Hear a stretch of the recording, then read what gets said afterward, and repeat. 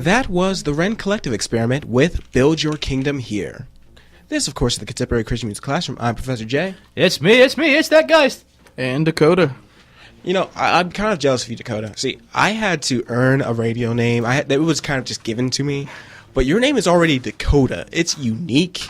It's like, oh, you know Dakota? Oh, I know exactly who you're talking about. No one has to say, oh, Dakota who? It's Dakota.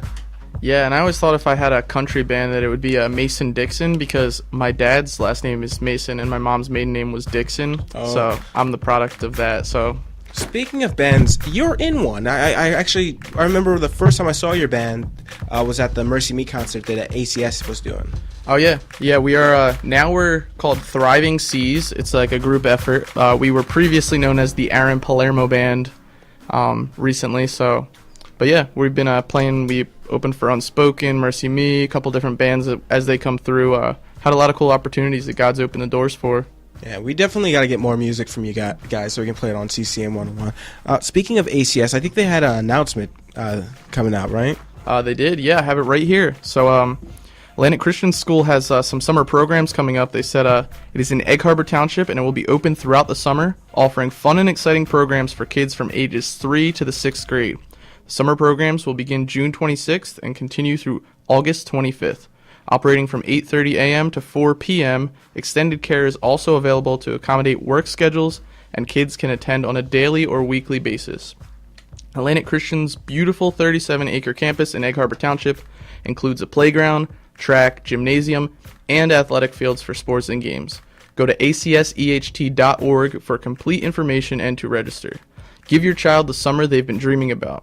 They'll enjoy educational field trips, movie days, lake days, science experiments, computer lab, Bible lessons, and music, arts and crafts, cooking and gardening, and for the budding musician, there's band camp the first 2 weeks of August.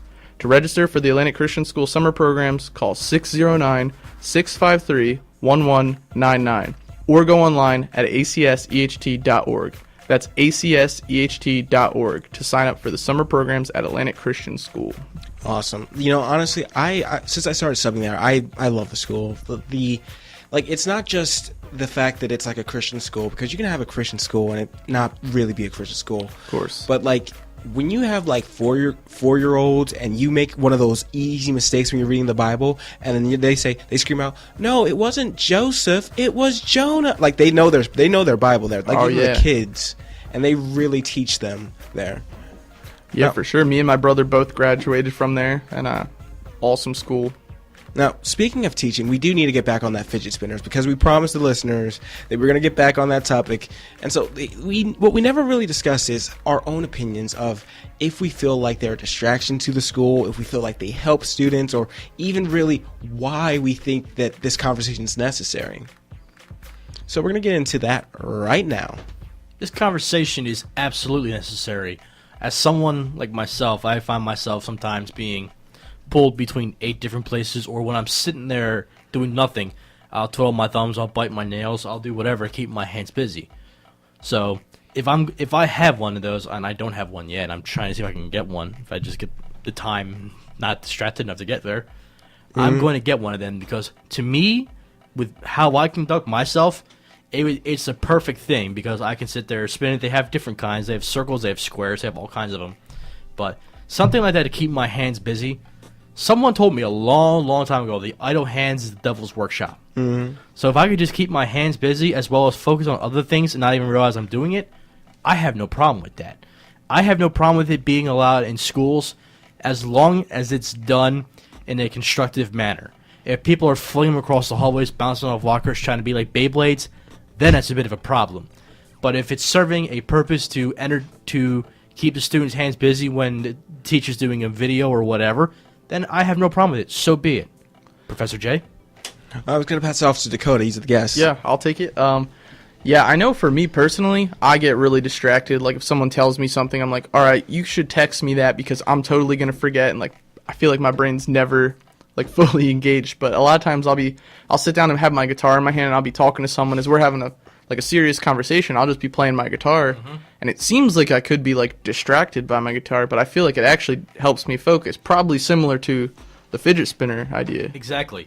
If you're not worried about your hands or something else is in your hands, you are going to pay more attention to that conversation and you'll retain more. I think the major thing is that when it comes to scholastic learning, we try to teach everyone in a similar fashion, like within a very, like there's a little bit of differences in teaching styles, but it's still this narrow, sit down, be quiet, listen to what's being taught.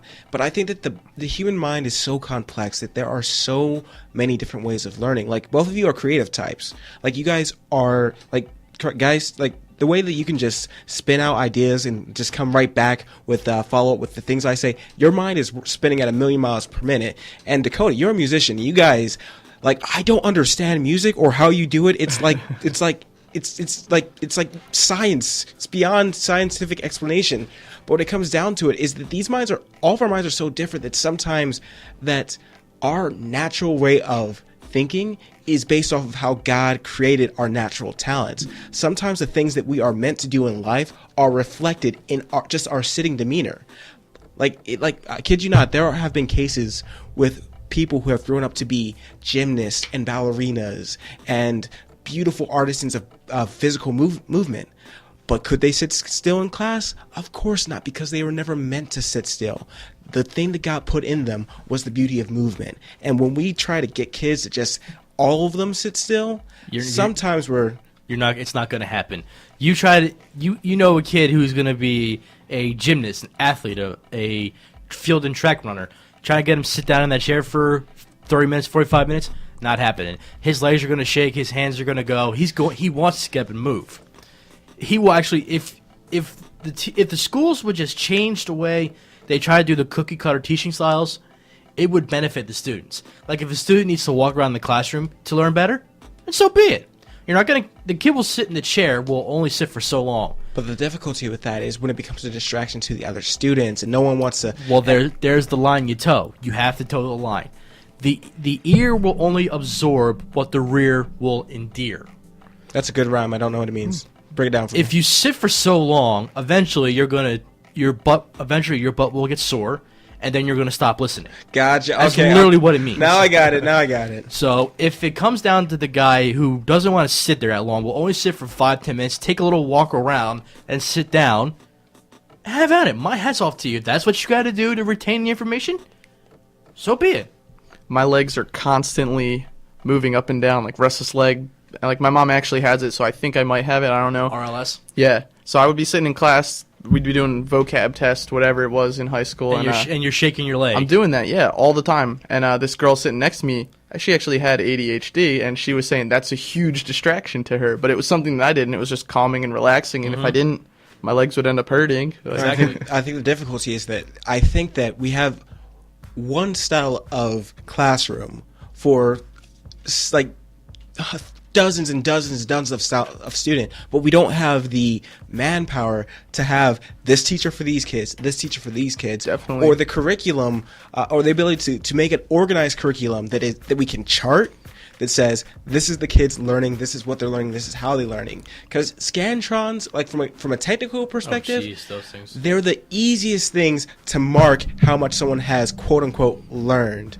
But when it comes to actual retaining of that information, there isn't really a qualitative way of getting that quantitative number. They can teach you anything they want. You'll learn it. You'll learn it for maybe a week or so, maybe a month at most. Will you retain it after you graduate? You're not gonna. Some people will. Do you remember Professor Salvatore, right, from EHT? Barely. She was a AP English 4 teacher and a creative writing teacher. Her cover photo on Facebook for a long time was a Scantron with the words, "These don't define you," filled out That's in brilliant. in the bars. So that's even saying people who get scared of Scantron tests or sit big like writing tests, that's just natural anxiety to the people. Where me, on the other hand, you give me a multiple choice fill in the blank and an essay or a math problem, I'll write you any essay you want in any given time. I'm not a math person. I took stats in college and got a D, and I'm happy with that. It hurt my GPA, but I am not a math person. Congrats on graduating again, by the way. Thank you, Professor. Yeah. I would rather write you a 10-page term paper on, let's say, how the Holocaust could have been avoided. Give me the resources, I'll do it. You put a math problem in front of me, I'll put that in the back of my binder, and I'll never see that thing again. Yeah, I'm pretty much on the same page with that in terms of writing.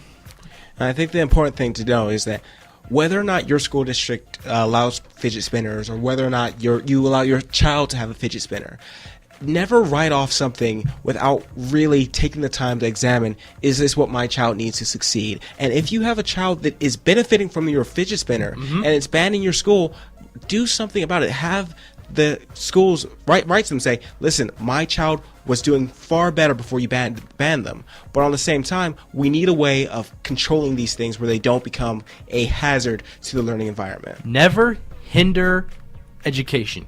Never stop learning. Never inhibit anything if it'll do some good. Speaking of that, coming up next we have Urban Rescue with their song Never Stop. After that, we're going to have a quick word from our sponsor break. You're listening to Contemporary Christian Music Classroom, CCM101, and here's Urban Rescue with their song Never Stop.